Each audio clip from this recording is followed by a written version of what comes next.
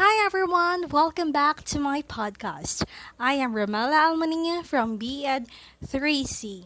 Kasuway na ba mo og hinuktok sa pangutana nganong sa bata pa ta wala tagianad sa ginikanan mag in English?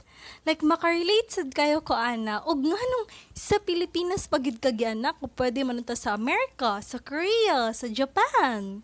So first language acquisition theories are expected to answer such questions as what do children learn when they acquire their first language?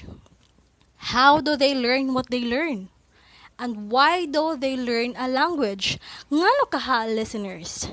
In this way, this can help us choose our own methodologies. So listeners, stay on the line and let us all together discover our personal type to awaken our love to language. So children learn language rapidly, like grabe.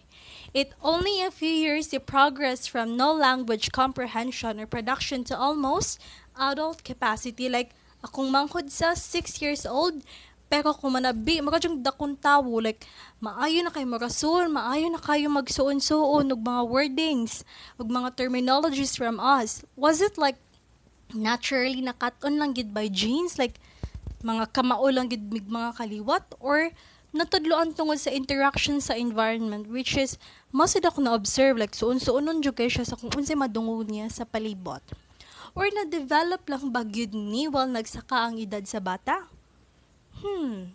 Can all normal speakers of a language share the same linguistic knowledge, or researchers who study language concentrate on the grammar of the language or the ways children use it in various situations? Was it like autonomy or dependency, rules or association, and so much more? Like, wow!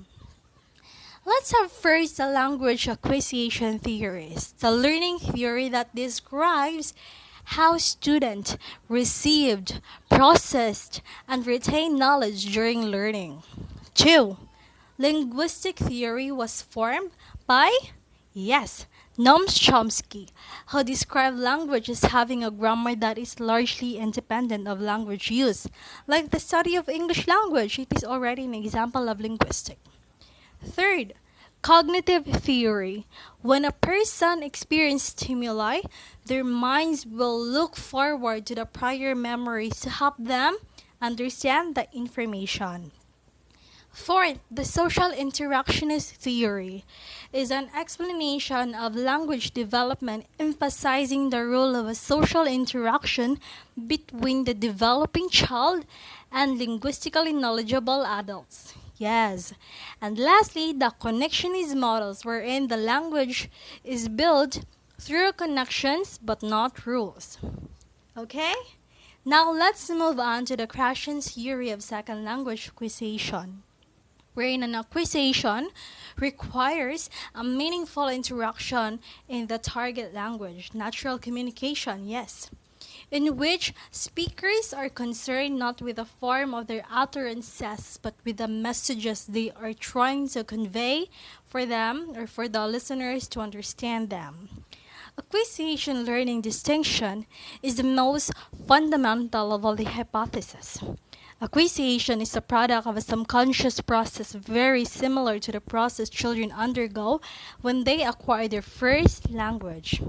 While learned system, it is the product of formal instruction, while on the other hand, the monitor hypothesis explains the relationship between acquisition and learning and defines the influence of the latter and the former.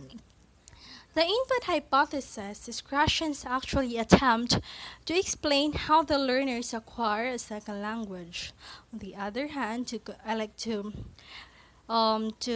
input more idea from this one. Lastly is the affective filter hypothesis that involves motivation, self-confidence, and anxiety. So it only shows listeners that the importance of English language in teaching and learning is not that subject matter itself or the study of grammar that is responsible for the student's progress, but in reality, their progress is coming from the medium and not the message. Any subject matters that help their interest will do as well. Thank you so much for listening. Good afternoon.